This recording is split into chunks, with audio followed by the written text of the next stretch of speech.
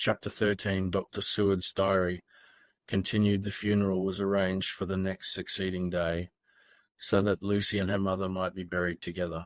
He laid his hand on my arm and said, "Friend John, forgive me if I pain. I showed not my feeling to others when it would wound, but only to you, my old friend, whom I can trust. If you could have looked into my very heart then when I want to laugh, if you could have done so when the laugh arrived, if you could do so now, when King Laugh have packed up his crown, and all that is to him, for he go far, far away from me, and for a long, long time, maybe you would perhaps pity me the most of all." I was touched by the tenderness of his tone, and asked why. "Because I know, and now we are all scattered, and for many a long day loneliness will sit over our roofs with brooding wings. Lucy lies in the tomb of her kin, a lordly death house, in a lonely churchyard, away from teeming London, where the air is fresh, and the sun rises over Hampstead Hill, and where wild flowers grow of their own accord." So I can finish this diary, and God only knows if I shall ever begin another. If I do, or if I even open this again, it will be to deal with different people and different themes. For here at the end, where the romance of my life is told, ere I go back to take up the thread of my life work, I say sadly and without hope, finis. The Westminster Gazette, 25 September. A Hampstead mystery. The neighbourhood of Hampstead is just at present exercised with a series of events which seem to run on lines parallel to those of what was known to the writers of headlines as the Kensington Horror, or the Stabbing Woman, or the Woman in Black. During the past 2 or 3 days, several cases have occurred of young children straying from home or neglecting to return from their playing on the heath. In all these cases, the children were too young to give any properly intelligible account of themselves.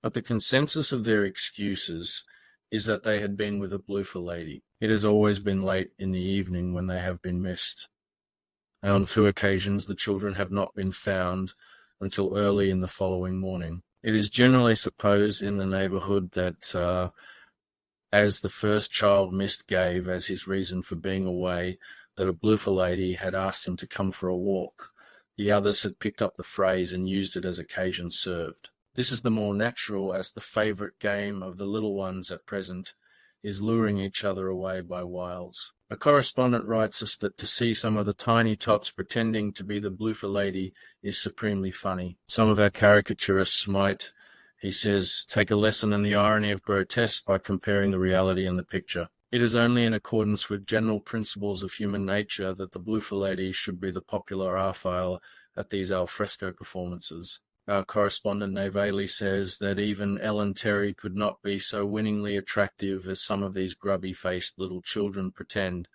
and even imagine themselves to be. There is, however, possibly a serious side to the question for some of the children.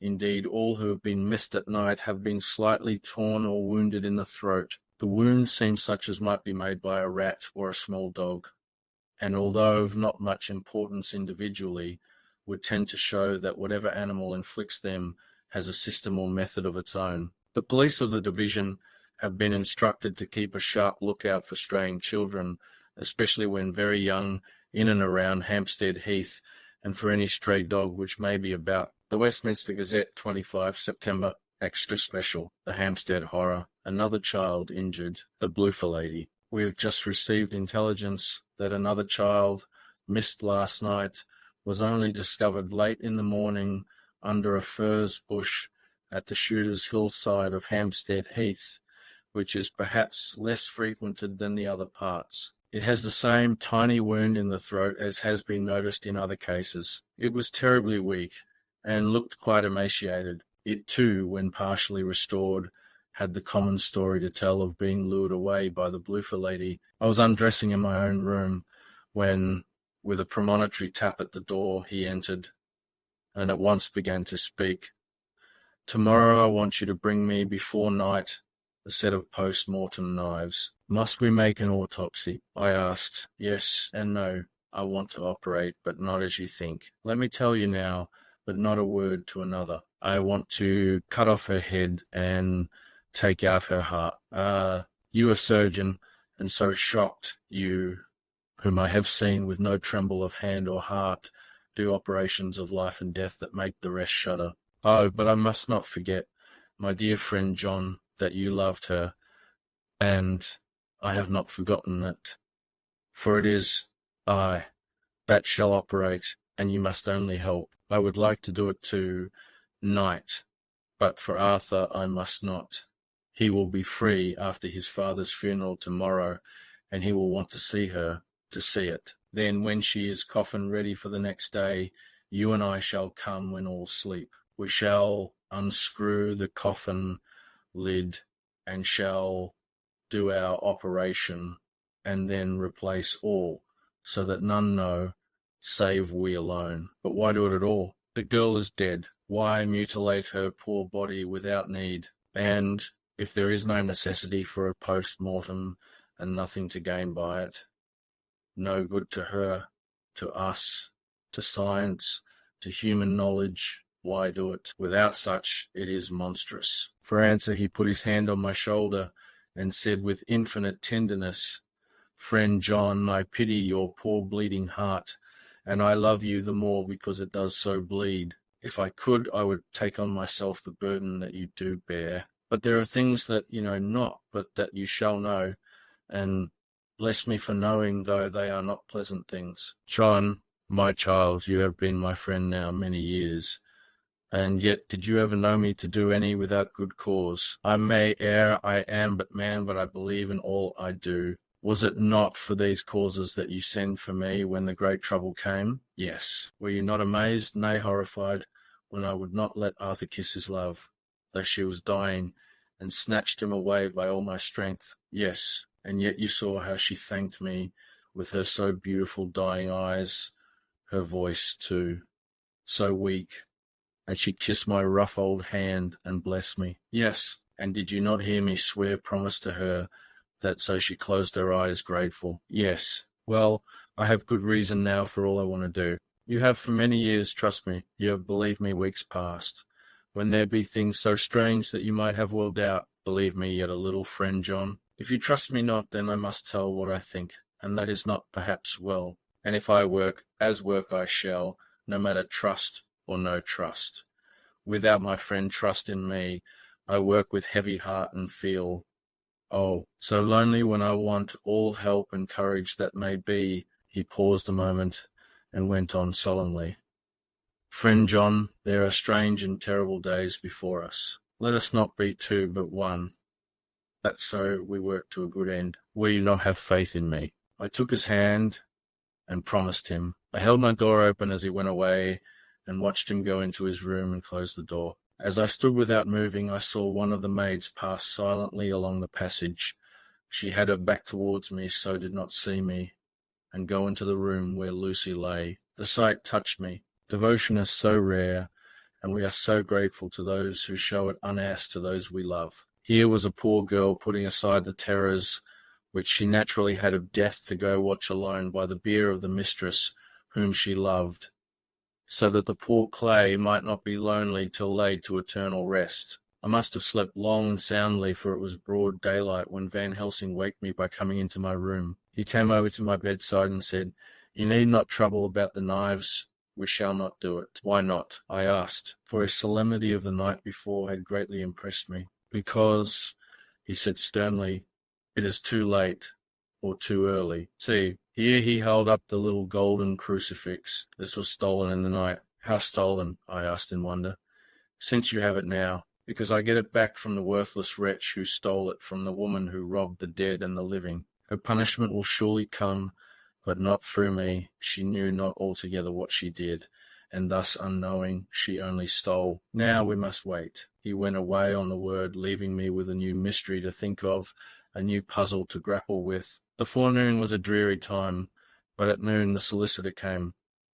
Mr. Marquand of Holman, Sons, Marquand and Lidderdale. He was very genial and very appreciative of what we had done, and took off our hands all cares as to details. During lunch he told us that Mrs. Westenra had for some time expected sudden death from her heart, and had put her affairs in absolute order. He informed us that with the exception of a certain entailed property of Lucy's father's, which now, in default of direct issue, went back to a distant branch of the family.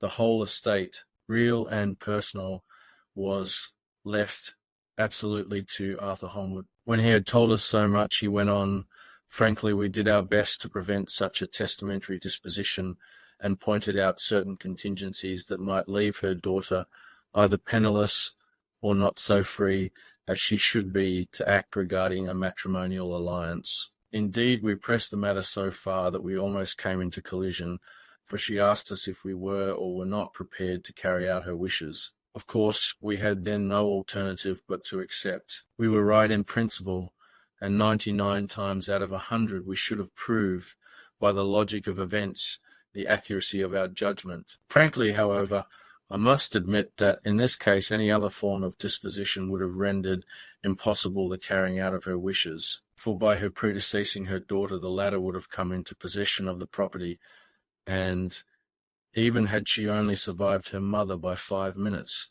her property would, in case there were no will, and a will was a practical impossibility in such a case, have been treated at her decease as under intestacy, in which case Lord Godalming, though so dear a friend, would have had no claim in the world, and the inheritors, being remote, would not be likely to abandon their just rights for sentimental reasons regarding an entire stranger. I assure you, my dear sirs, I am rejoiced at the result, perfectly rejoiced. He was a good fellow, but his rejoicing at the one little part in which he was officially interested of so great a tragedy was an object lesson in the limitations of sympathetic understanding. He did not remain long, but said he would look in later in the day and see Lord Godalming. His coming, however, had been a certain comfort to us, since it assured us that we should not have to dread hostile criticism as to any of our acts. Arthur was expected at 5 o'clock.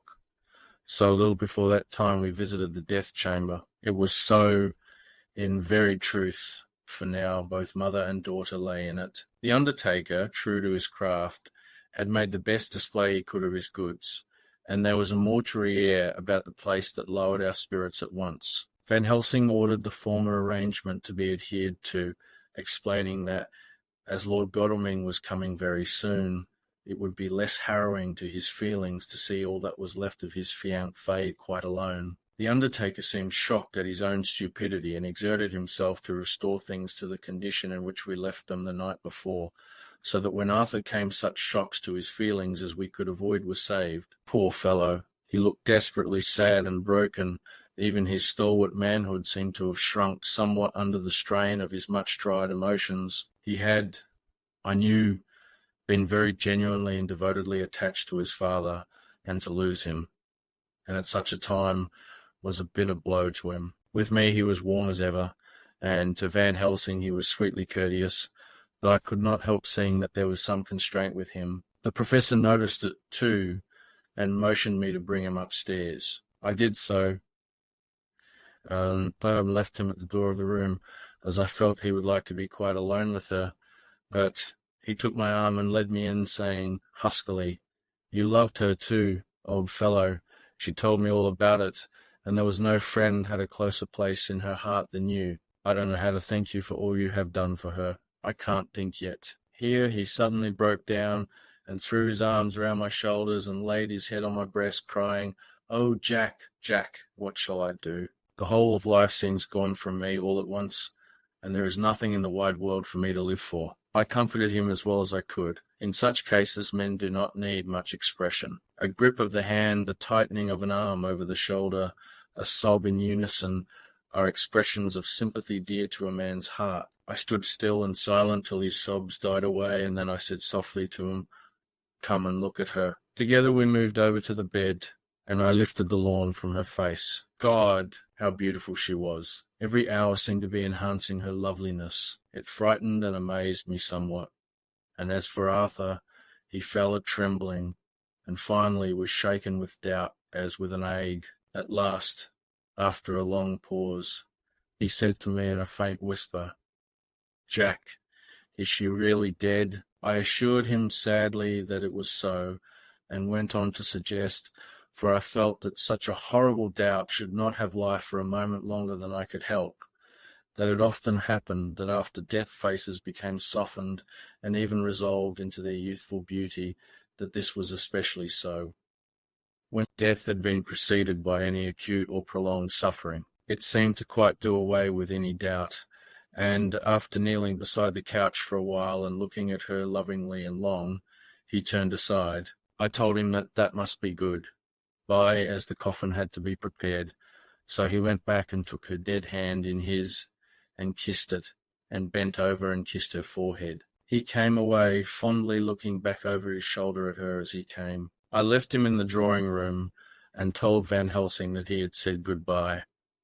So the latter went to the kitchen to tell the undertaker's men to proceed with the preparations and to screw up the coffin. When he came out of the room again, I told him of Arthur's question, and he replied, "I am not surprised. Just now I doubted for a moment myself." We all dined together, and I could see that poor Art was trying to make the best of things. Van Helsing had been silent all dinner time, but when we had lit our cigars, he said, "Lord," but Arthur interrupted him. No, not that, for God's sake. Not yet, at any rate. Forgive me, sir, I did not mean to speak offensively.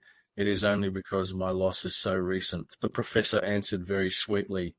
I only used that name because I was in doubt. I must not call you Mr. And I have grown to love you.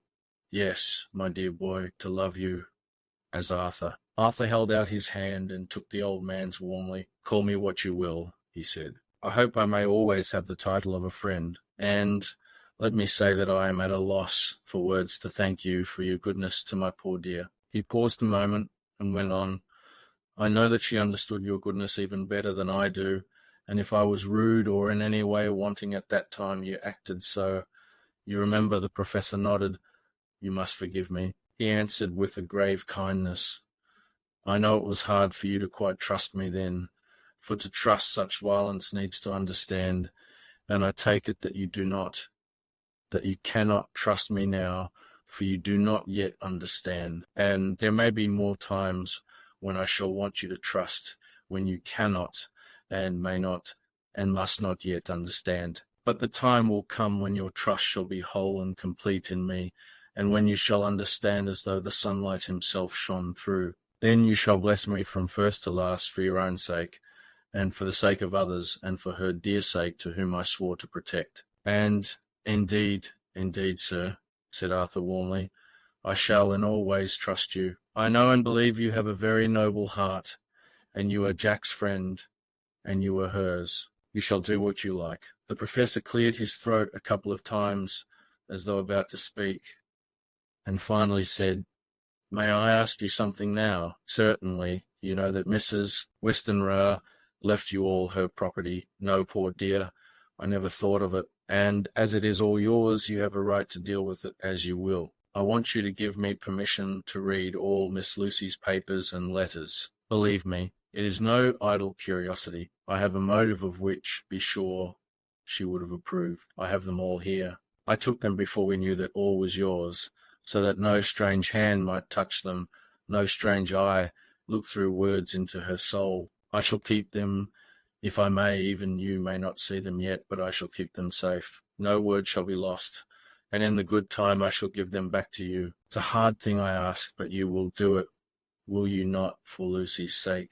Arthur spoke out heartily like his old self, Dr. Van Helsing. You may do what you will. I feel that in saying this I am doing what my dear one would have approved. I shall not trouble you with questions till the time comes. The old professor stood up as he said solemnly, and you are right. There will be pain for us all, but it will not be all pain, nor will this pain be the last. We and you too, you most of all, my dear boy, will have to pass through the bitter water before we reach the sweet, but we must be brave of heart and unselfish and do our duty, and all will be well. I slept on a sofa in Arthur's room that night. Van Helsing did not go to bed at all. He went to and fro as if patrolling the house, and was never out of sight of the room where Lucy lay in her coffin, strewn with the wild garlic flowers, which sent, through the odour of lily and rose, a heavy, overpowering smell into the night. Rena Harker's Journal, 22 September. In the train to Exeter, Jonathan sleeping. It seems only yesterday that the last entry was made, and yet how much between then in Whitby and all the world before me, Jonathan away, and no news of him. And now married to Jonathan a solicitor, a partner, rich master of his business. Mr. Hawkins dead and buried, and Jonathan with another attack that may harm him. Some day he may ask me about it. Down it all goes. I am rusty in my shorthand, see what unexpected prosperity does for us, so it may be as well to freshen it up again with an exercise anyhow. The service was very simple and very solemn. There were only ourselves and the servants there, one or two old friends of his from Exeter, his London agent, and a gentleman representing Sir John Paxton, the president of the Incorporated Law Society. Jonathan and I stood hand in hand, and we felt that our best and dearest friend was gone from us. We came back to town quietly, taking a bus to Hyde Park Corner. Jonathan thought it would interest me to go into the Row for a while, so we sat down, but there were very few people there, and it was sad looking and desolate to see so many empty chairs. It made us think of the empty chair at home, so we got up and walked down Piccadilly. Jonathan was holding me by the arm, the way he used to in old days before I went to school. I felt it very improper, for you can't go on for some years teaching etiquette and decorum to other girls without the pedantry of it biting into yourself a bit. But it was Jonathan, and he was my husband, and we didn't know anybody who saw us, and we didn't care if they did, so on we walked. I was looking at a very beautiful girl in a big cartwheel hat sitting in a Victoria outside Giuliano's, when I felt Jonathan clutch my arm so tight that he hurt me, and he said under his breath, "My God, I am always anxious about Jonathan, for I fear that some nervous fit may upset him again." So I turned to him quickly and asked him what it was that disturbed him. He was very pale, and his eyes seemed bulging out as half in terror and half in amazement. He gazed at a tall, thin man with a beaky nose and black moustache and pointed beard, who was also observing the pretty girl. He was looking at her so hard that he did not see either of us, and so I had a good view of him. His face was not a good face. It was hard and cruel and sensual, and his big white teeth, that looked all the whiter because his lips were so red, were pointed like an animal's. Jonathan kept staring at him till I was afraid he would notice. I feared he might take it ill. He looked so fierce and nasty. I asked Jonathan why he was disturbed, and he answered, evidently thinking that I knew as much about it as he did. "Do you see who it is?" "No, dear," I said. "I don't know him." "Who is it?" His answer seemed to shock and thrill me, for it was said as if he did not know that it was to me, Mina, to whom he was speaking. "It is the man himself." But poor dear was evidently terrified at something, very greatly terrified. I do believe that if he had not had me to lean on and to support him, he would have sunk down. He kept staring. A man came out of the shop with a small parcel and gave it to the lady, who then drove off. The dark man kept his eyes fixed on her, and when the carriage moved up Piccadilly, he followed in the same direction and hailed a hansom. Jonathan kept looking after him and said, as if to himself, "I believe it is the Count, but he has grown young. My God, if this be so! Oh, my God, my God! If I only knew, if I only knew!" He was distressing himself so much that I feared to keep his mind on the subject by asking him any questions, so I remained silent. I drew him away quietly, and he, holding my arm, came easily. We walked a little further, and then went in and sat for a while in the Green Park. It was a hot day for autumn, and there was a comfortable seat in a shady place. After a few minutes, staring at nothing, Jonathan's eyes closed, and he went quietly into a sleep with his head on my shoulder. I thought it was the best thing for him, so did not disturb him. In about 20 minutes he woke up and said to me quite cheerfully, "Why, Mina, have I been asleep?" "Ah, do forgive me for being so rude. Come, and we'll have a cup of tea somewhere." He had evidently forgotten all about the dark stranger, as in his illness he had forgotten all that this episode had reminded him of. I don't like this lapsing into forgetfulness.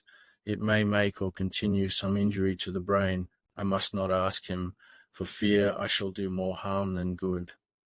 but I must somehow learn the facts of his journey abroad. The time has come, I fear, when I must open that parcel and know what is written. Ah, Jonathan, you will, I know, forgive me if I do wrong, but it is for your own dear sake. Later, a sad home, coming in every way, the house empty of the dear soul who was so good to us. Jonathan still pale and dizzy under a slight relapse of his malady, and now a telegram from Van Helsing, whoever he may be. You will be grieved to hear that Mrs. Westenra died 5 days ago, and that Lucy died the day before yesterday.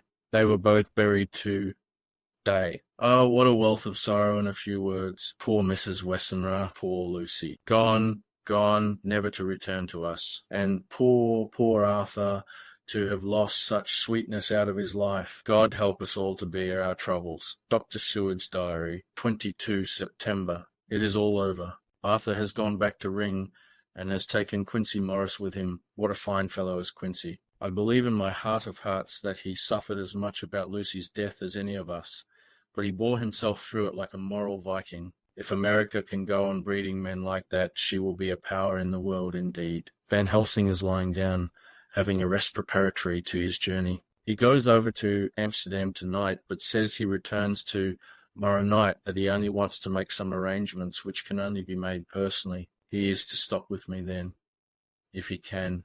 He says he has work to do in London, which may take him some time. Poor old fellow. I fear that the strain of the past week has broken down even his iron strength. All the time of the burial I could see, putting some terrible restraint on himself. When it was all over, we were standing beside Arthur, who, poor fellow, was speaking of his part in the operation where his blood had been transfused to his Lucy's veins. I could see Van Helsing's face grow white and purple by turns. Arthur was saying that he felt since then as if they two had been really married, and that she was his wife in the sight of God. None of us said a word of the other operations, and none of us ever shall. Arthur and Quincy went away together to the station, and Van Helsing, and I came on here. The moment we were alone in the carriage, he gave way to a regular fit of hysterics. He has denied to me since that it was hysterics, and insisted that it was only his sense of humour asserting itself under very terrible conditions. He laughed till he cried, and I had to draw down the blinds, lest anyone should see us and misjudge. And then he cried till he laughed again, and laughed and cried together, just as a woman does. I tried to be stern with him, as one is to a woman under the circumstances, but it had no effect. Men and women are so different in manifestations of nervous strength or weakness. Then when his face grew grave and stern again, I asked him why his mirth and why at such a time. His reply was in a way characteristic of him, for it was logical and forceful and mysterious. He said, "Ah, you don't comprehend, friend John. Do not think that I am not sad, though I laugh. See, I have cried even when the laugh did choke me. But no more think that I am all sorry when I cry, for the laugh he come just the same. Keep it always with you, that laughter who knock at your door and say, 'May I come in?' is not the true laughter. No, he is a king, and he come when and how he like. He asks no person, he choose no time of suitability. He say, 'I am here.' Behold an example that grieved my heart out for that so sweet young girl. I give my blood for her, though I am old and worn. I give my time, my skill, my sleep. I let my other sufferers want that, so she may have all. And yet I can laugh at her very grave laugh when the clay from the spade of the sexton drop upon her coffin and say thud, thud, to my heart, till it send back the blood from my cheek. My heart bleed for that poor boy, that dear boy. So the age of mine own boy had I been so blessed that he live, and with his hair and eyes the same. There, you know now why I love him so. And yet when he say things that touch my husband heart to the quick, and make my father heart yearn to him as to no other man, not even to you, friend John, for we are more level in experiences than father and son. Yea, even at such moment King laugh, he come to me and shout and bellow in my ear, here I am, till the blood come dance back and bring some of the sunshine that he carry with him to my cheek. Oh, friend John, it is a strange world, a sad world, a world full of miseries and woes and troubles, and yet when King Laugh come, he make them all dance to the tune he play. Bleeding hearts and dry bones of the churchyard, and tears that burn as they fall, all dance together to the music that he make with that smileless mouth of him. And believe me, friend John, that he is good to come and kind. We men and women are like ropes drawn tight with strain that pull us different ways. Then tears come, and like the rain on the ropes, they brace us up until perhaps the strain become too great and we break. But King Laffy come like the sunshine, and he ease off the strain again, and we'd bear to go on with our labour, what it may be. I did not like to wound him by pretending not to see his idea, but as I did not yet understand the cause of his laughter, I asked him. As he answered me, his face grew stern, and he said in quite a different tone, "Oh, it was the grim irony of it all. This so lovely lady garlanded with flowers, that looked so fair as life, till one by one we wondered if she were truly dead.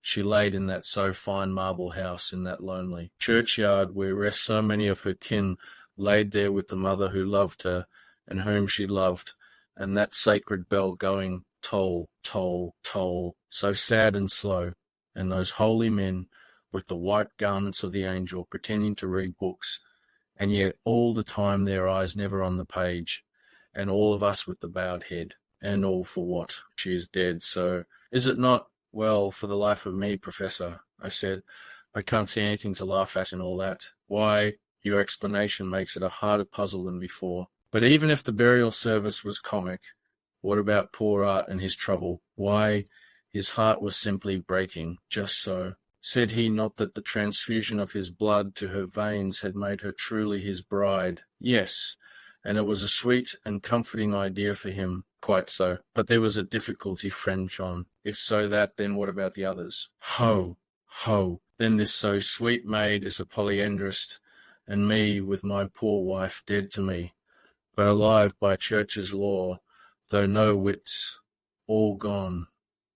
Even I, who am faithful husband to this now, no wife, am bigamist. I don't see where the joke comes in there either. He laid his hand on my arm and said, Friend John, forgive me if I pain. I showed not my feeling to others when it would wound, but only to you, my old friend, whom I can trust. Even the woman who performed the last offices for the dead remarked to me, in a confidential, brother professional way, when she had come out from the death chamber, She makes a very beautiful corpse, sir, the most of all. This was possible from the disordered state of things in the household. There were no relatives at hand, and as Arthur had to be back the next day to attend at his father's funeral, we were unable to notify anyone who should have been bidden. Under the circumstances, Van Helsing and I took it upon ourselves to examine papers, etc. He insisted upon looking over Lucy's papers himself. I asked him why, for I feared that he, being a foreigner,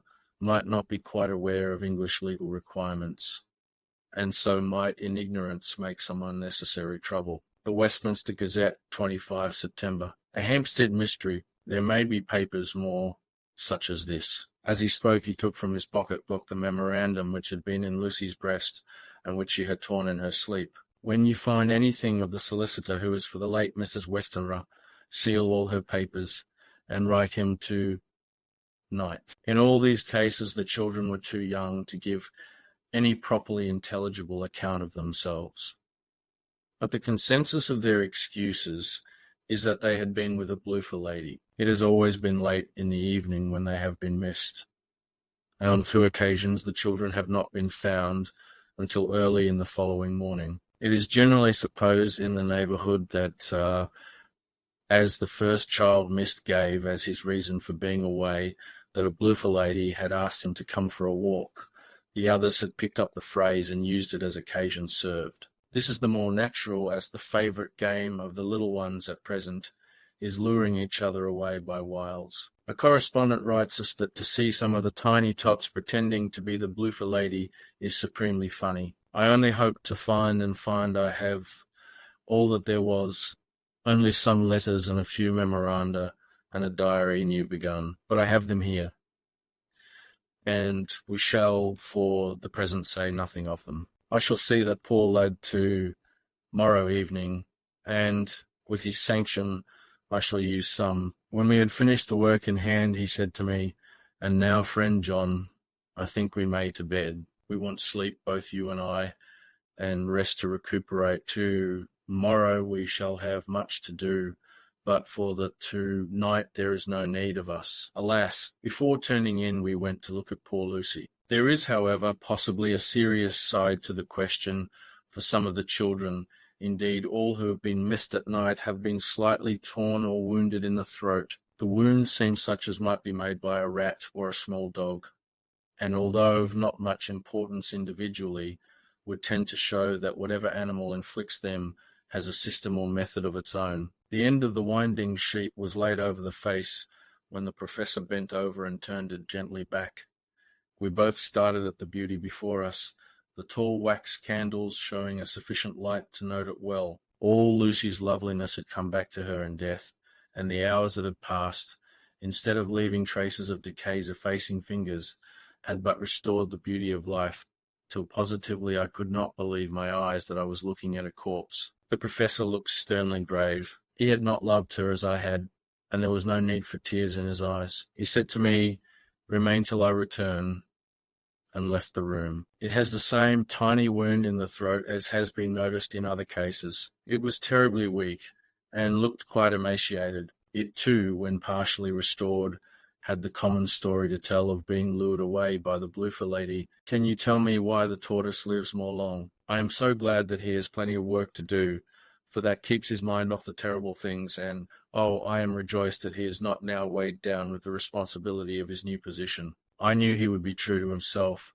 and now how proud I am to see my Jonathan rising to the height of his advancement, and keeping pace in all ways with the duties that come upon him. He will be away all day till late, for he said he could not lunch at home. My household work is done, so I shall take his foreign journal and lock myself up in my room and read it. 24 September. I hadn't the heart to write last night. That terrible record of Jonathan's upset me so. Poor dear. How he must have suffered, whether it be true or only imagination. I wonder if there is any truth in it at all. Did he get his brain fever and then write all those terrible things, or had he some cause for it all? I suppose I shall never know, for I dare not open the subject to him. And yet that man we saw yesterday, he seemed quite certain of him. Poor fellow. But now I was without this help, yet I wanted to follow him.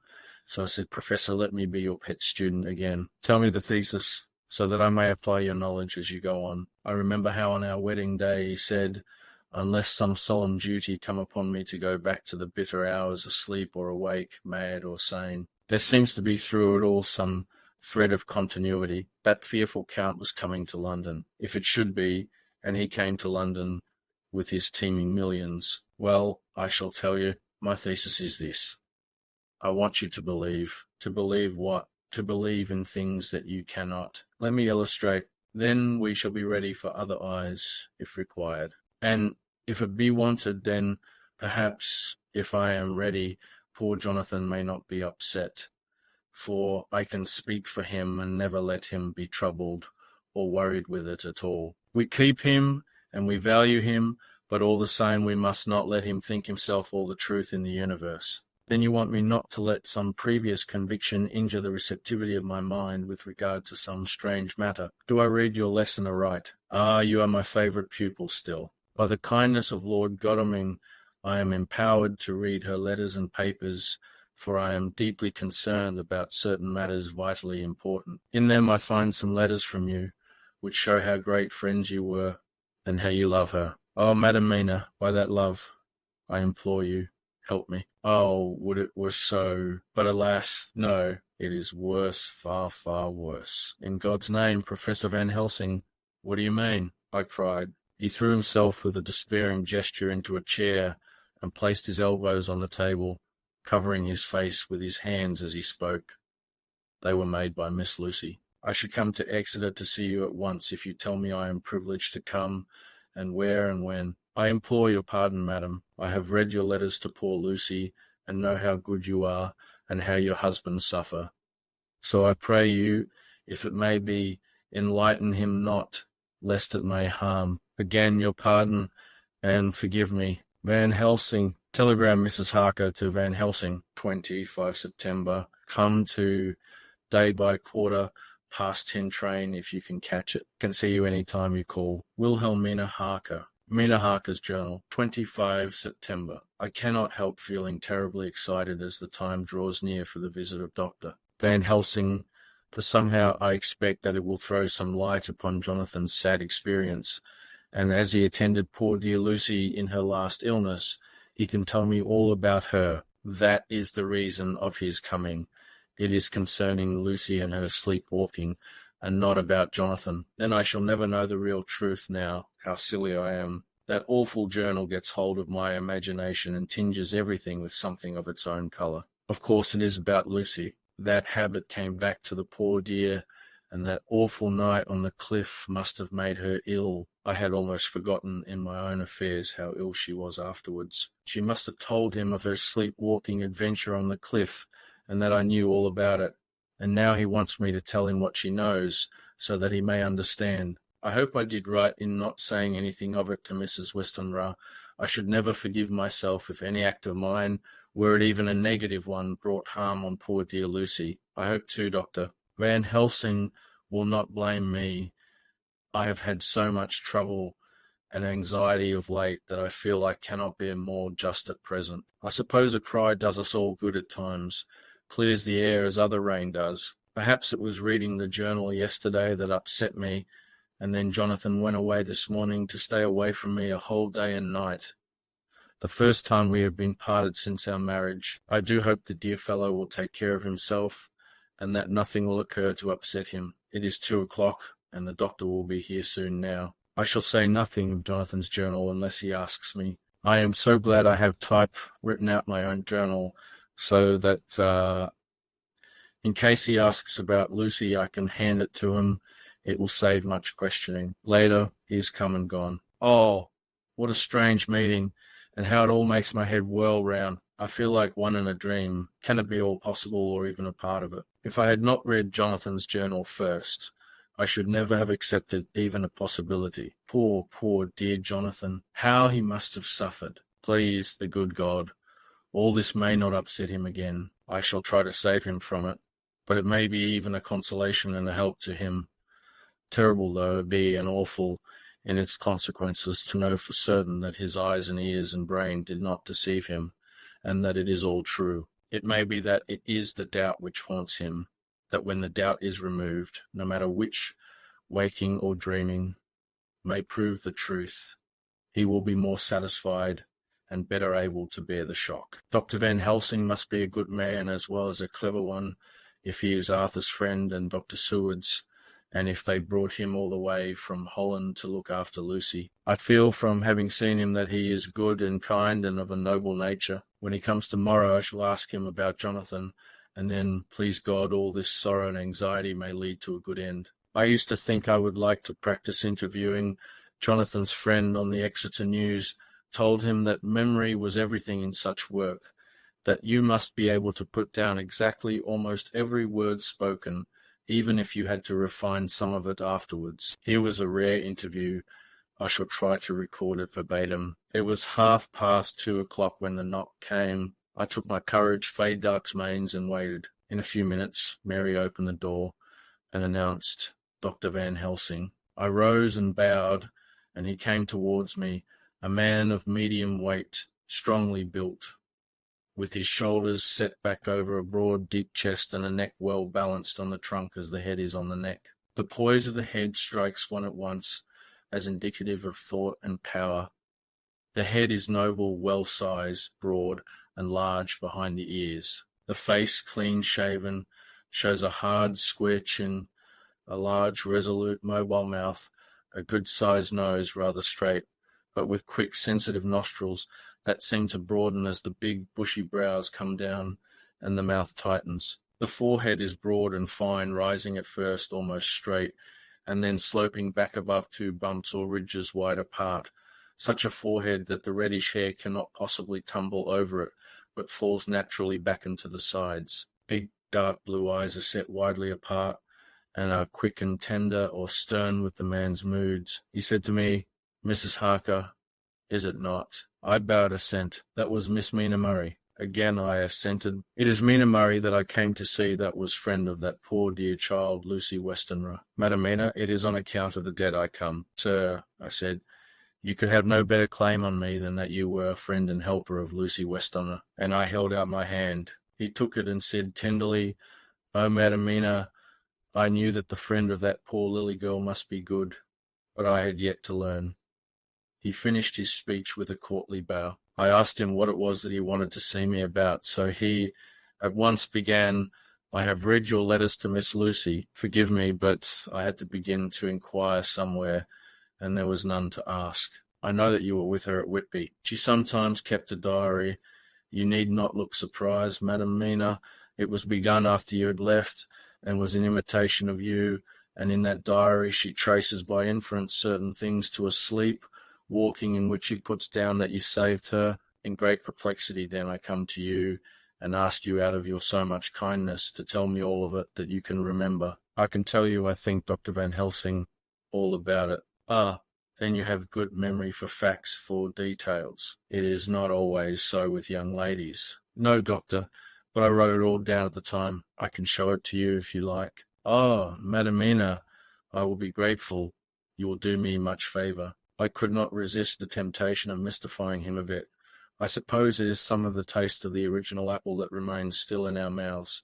So I handed him the shorthand diary. He took it with a grateful bow, and said, May I read it? If you wish, I answered as demurely as I could. He opened it, and for an instant his face fell. Then he stood up and bowed. Oh, you so clever woman, he said. I knew long that Mr. Jonathan was a man of much thankfulness, but see, his wife have all the good things, and will you not so much honour me, and so help me as to read it for me? Alas, I know not the shorthand. By this time my little joke was over, and I was almost ashamed, so I took the typewritten copy from my work-basket and handed it to him. Forgive me, I said.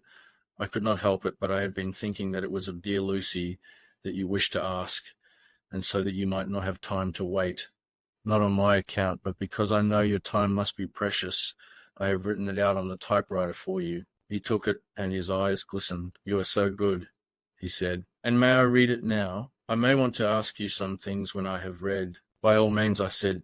Read it over whilst I order lunch, and then you can ask me questions whilst we eat. He bowed and settled himself in a chair with his back to the light, and became absorbed in the papers, whilst I went to see after lunch chiefly, in order that he might not be disturbed. When I came back, I found him walking hurriedly up and down the room, his face all ablaze with excitement. He rushed up to me and took me by both hands. Oh, Madam Mina, he said, how can I say what I owe to you? This paper is a sunshine. It opens the gate to me. I am dazed, I am dazzled, with so much light, and yet clouds roll in behind the light every time, but that you cannot comprehend. Oh, but I am grateful to you, you so clever woman. Madam, he said this very solemnly, if ever Abraham Van Helsing can do anything for you or yours, I trust you will let me know. It will be pleasure and delight if I may serve you as a friend,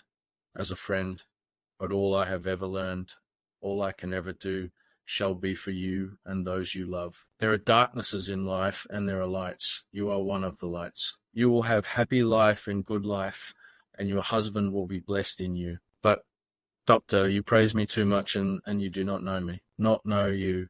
I, who am old, and who have studied all my life men and women, I, who have made my specialty the brain, and all that belongs to him and all that follow from him. And I have read your diary that you have so goodly written for me, and which breathes out truth in every line. I, who have read your so sweet letter to poor Lucy of your marriage and your trust, not know you. Oh, Madam Mina, good women tell all their lives, and by day and by hour and by minute, such things that angels can read, and we men who wish to know have in us something of angels' eyes. Your husband is noble nature, and you are noble too, for you trust. And trust cannot be where there is mean nature. And your husband, tell me of him. Is he quite well? Is all that fever gone, and is he strong and hearty? I saw here an opening to ask him about Jonathan, so I said he was almost recovered, but he has been greatly upset by Mr. Hawkins's death. He interrupted. Oh, yes, I know. I know. I have read your last 2 letters, I went on. I suppose this upset him, for when we were in town on Thursday last he had a sort of shock. A shock. And after brain fever so soon, that was not good. What kind of a shock was it? He thought he saw someone who recalled something terrible, something which led to his brain fever. And here the whole thing seemed to overwhelm me in a rush. The pity for Jonathan, the horror which he experienced, the whole fearful mystery of his diary, and the fear that has been brooding over me ever since, all came in a tumult. I suppose I was hysterical, for I threw myself on my knees and held up my hands to him and implored him to make my husband well again. He took my hands and raised me up and made me sit on the sofa and sat by me. He held my hand in his and said to me with, oh, such infinite sweetness, my life is a barren and lonely one, and so full of work that I have not had much time for friendships. But since I have been summoned to here by my friend John Seward, I have known so many good people and seen such nobility that I feel more than ever. And it has grown with my advancing years, the loneliness of my life. Believe me, then, that I come here full of respect for you, and you have given me hope.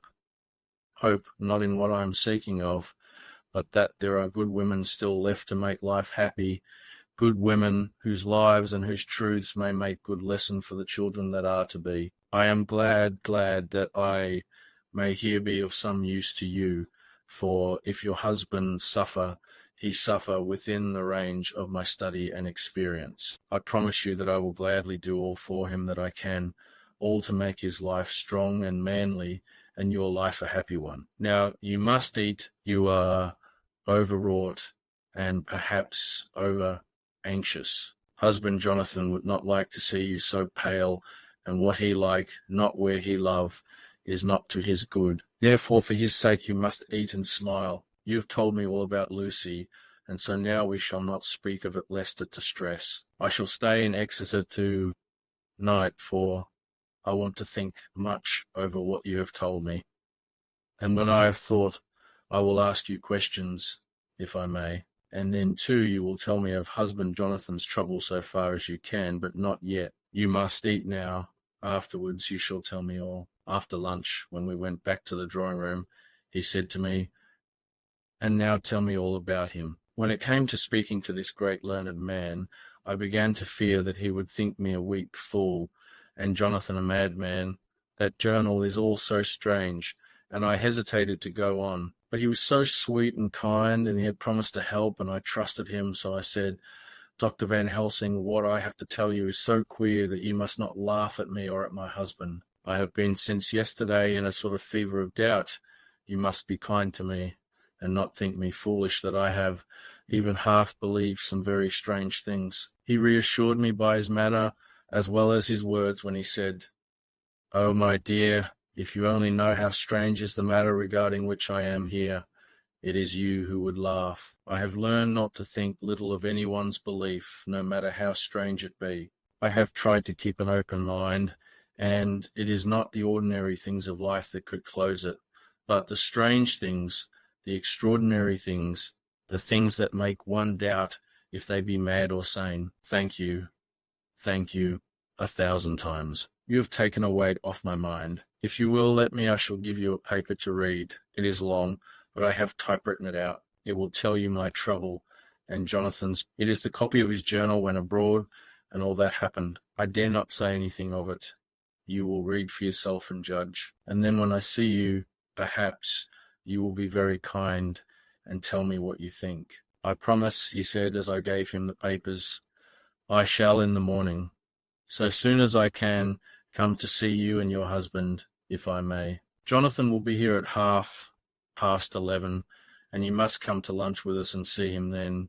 You could catch the quick 3:30 4am train, which will leave you at Paddington before 8. He was surprised at my knowledge of the trains offhand, but he does not know that I have made up all the trains to and from Exeter so that I may help Jonathan in case he is in a hurry. So he took the papers with him and went away, and I sit here thinking, I don't know what, letter by hand, Van Helsing to Mrs. Harker, 25 September, 6 o'clock. Dear Madam Mina, I have read your husband's so wonderful diary. You may sleep without doubt. Strange and terrible as it is true. I will pledge my life on it. It may be worse for others, but for him and you, there is no dread. He is a noble fellow. And I can tell you from experience of men that one who would do as he did in going down that wall into that room, and going a second time, is not one to be injured in permanence by a shock. His brain and his heart are all right. This I swear before I have even seen him, so be at rest. I shall have much to ask him of other things. I am blessed that too they are come to see you, for I have learned all at once so much that again I am dazzle more than ever, and I must think yours the most faithful, Abraham Van Helsing. Letter Mrs. Harker to Van Helsing, 25 September, 6:30 a.m. p.m. My dear Dr. Van Helsing, 1,000 thanks for your kind letter, which has taken a great weight off my mind. And yet, if it be true, what terrible things there are in the world, and what an awful thing if that man, that monster, be really in London. I fear to think I have this moment whilst writing had a wire from Jonathan saying that he leaves by the 6:25 a.m. to night from Launceston and will be here at 10:18 a.m. so that I shall have no fear to night. Will you, therefore, instead of lunching with us, please come to breakfast at 8 o'clock, if this be not too early for you. You can get away, if you are in a hurry, by the 10:30 a.m. train, which will bring you to Paddington by 2:35 a.m. Do not answer this, as I shall take it that, if I do not hear, you will come to breakfast. Believe me, your faithful and grateful friend, Mina Harker. Jonathan Harker's journal, 20 September. I thought never to write in this diary again, but the time has come. When I got home last night, Mina had supper ready, and when we had supped, she told me of Van Helsing's visit, and of her having given him the 2 diaries copied out, and of how anxious she has been about me. She showed me in the doctor's letter that all I wrote down was true. Seems to have made a new man of me. It was the doubt as to the reality of the whole thing that knocked me over. I felt impotent and in the dark and distrustful, but now that I know, I am not afraid even of the Count. He has succeeded after all, then in his design in getting to London, and it was he I saw. He has got younger, and how Van Helsing is the man to unmask him and hunt him out if he is anything like what Mina says. We sat late and talked it all over. Mina is dressing, and I shall call at the hotel in a few minutes and bring him over. He was, I think, surprised to see me. When I came into the room where he was and introduced myself, he took me by the shoulder and turned my face round to the light and said after a sharp scrutiny, "But Madam Mina told me you were ill, that you had had a shock." It was so funny to hear my wife called Madam Mina by this kindly, strong-faced old man. I smiled and said, "I was ill, I have had a shock, but you have cured me already." "And how?" "By a letter to Mina last night." I was in doubt, and then everything took a hue of unreality, and I did not know what to trust, even the evidence of my own senses. Not knowing what to trust, I did not know what to do, and so had only to keep on working in what had hitherto been the groove of my life. The groove ceased to avail me, and I mistrusted myself. "Doctor, you don't know what it is to doubt everything, even yourself." "No, you don't. You couldn't, with eyebrows like yours." He seemed pleased and laughed as he said, "So you are physiognomist. I learn more here with each hour. I am with so much pleasure coming to you breakfast, and oh, sir, you will pardon praise from an old man, but you are blessed in your wife." I would listen to him go on praising Mina for a day, so I simply nodded and stood silent. She is one of God's women, fashioned by his own hand to show us men and other women that there is a heaven where we can enter, and that its light can be here on earth. So true, so sweet, so noble, so little an egoist, and that, let me tell you, is much in this age so sceptical and selfish. And you, sir, I have read all the letters to poor Miss Lucy, and some of them speak of you, so I know you since some days from the knowing of others, but I have seen your true self since last night. You will give me your hand, will you not? And let us be friends for all our lives. We shook hands, and he was so earnest and so kind that it made me quite choky. "And now," he said, "may I ask you for some more help?" I have a great task to do, and at the beginning it is to know you can help me here. Can you tell me what went before you're going to Transylvania? Later on I may ask more help, and of a different kind, but at first this will do. Look here, sir, I said, does what you have to do concern the Count? It does, he said solemnly. Then I am with you heart and soul. As you go by the 10:30 a.m. train, you will not have time to read them, but I shall get the bundle of papers. You can take them with you and read them in the train. After breakfast, I saw him to the station. When we were parting, he said, perhaps you will come to town if I send to you and take Madam Mina too. We shall both come when you will, I said. I had got him the morning papers and the London papers of the previous night, and while we were talking at the carriage window, waiting for the train to start, he was turning them over. His eyes suddenly seemed to catch something in one of them, the Westminster Gazette. I knew it by the colour, and he grew quite white. He read something intently, groaning to himself. Maynard got, so soon, so soon. I do not think he remembered me at the moment. Just then the whistle blew, and the train moved off. This recalled him to himself, and he leaned out of the window and waved his hand, calling out, Love to Madam Mina.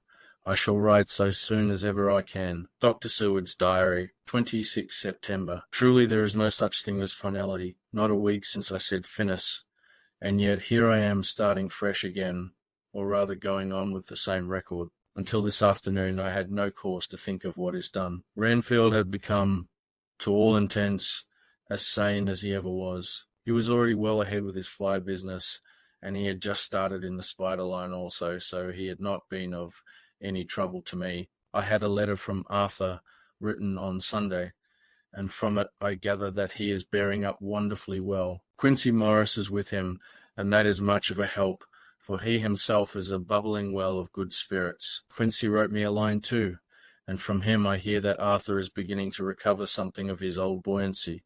So as to them, all my mind is at rest. As for myself, I was settling down to my work with the enthusiasm which I used to have for it, so that I might fairly have said that the wound which poor Lucy left on me was becoming cicatrized. Everything is, however, now reopened, and what is to be the end God only knows. I have an idea that Van Helsing thinks he knows too, but he will only let out enough at a time to whet curiosity. He went to Exeter yesterday and stayed there all night. Today he came back and almost bounded into the room at about 5:30 o'clock and thrust last night's Westminster Gazette into my hand. What do you think of that? He asked as he stood back and folded his arms. I looked over the paper, for I really did not know what he meant. But he took it from me and pointed out a paragraph about children being decoyed away at Hampstead. It did not convey much to me until I reached a passage where it described small punctured wounds on their throats. An idea struck me, and I looked up. Well, he said, it is like poor Lucy's. And what do you make of it? Simply that there is some cause in common. Whatever it was that injured her has injured them. I did not quite understand his answer. That is true indirectly, but not directly. How do you mean, Professor? I asked. I was a little inclined to take his seriousness lightly, for after all, 4 days of rest and freedom from burning, harrowing anxiety does help to restore one's spirits. But when I saw his face, it sobered me. Never, even in the midst of our despair about poor Lucy, had he looked more stern. Tell me, I said. I can hazard no opinion. I do not know what to think, and I have no data on which to found a conjecture. Do you mean to tell me, friend John, that you have no suspicion as to what poor Lucy died of, not after all the hints given, not only by events, but by me? Of nervous prostration following on great loss or waste of blood, and how the blood lost or waste? I shook my head. He stepped over and sat down beside me, and went on, You a clever man, friend John, you reason well, and your wit is bold, but you are too prejudiced. You do not let your eyes see, nor your ears hear, and that which is outside your daily life is not of account to you. Do you not think that there are things which you cannot understand, and yet which are, that some people see things that others cannot? But there are things old and new which must not be contemplated by men's eyes, because they know or think they know some things which other men have told them. But it is the fault of our science that it wants to explain all, and if it explain not, then it says there is nothing to explain. But yet we see around us every day the growth of new beliefs, which think themselves new, and which are yet but the old, which pretend to be young, like the fine ladies at the opera. I suppose now you do not believe in corporeal transference? No. Nor in materialization? No. Nor in astral bodies? No. Nor in the reading of thought? No. Nor in hypnotism? Yes, I said. Charcot has proved that pretty well. He smiled as he went on. Then you are satisfied as to it? Yes. And of course then you understand how it acts and can follow the mind of the great Charcot.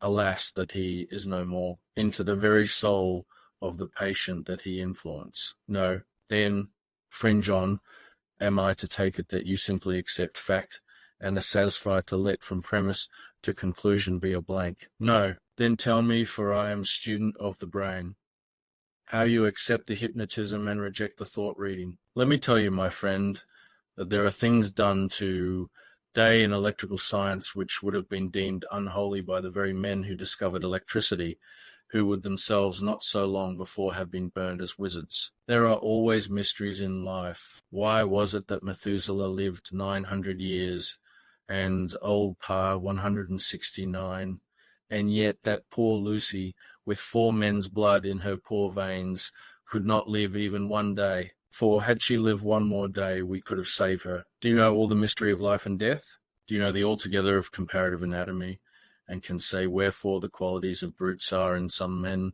and not in others? Can you tell me why, when other spiders die small and soon, that one great spider lived for centuries in the tower of the old Spanish church and grew, till on descending he could drink the oil of all the church lamps? Can you tell me why in the Pampas and elsewhere there are bats that come at night and open the veins of cattle and horses and suck dry their veins?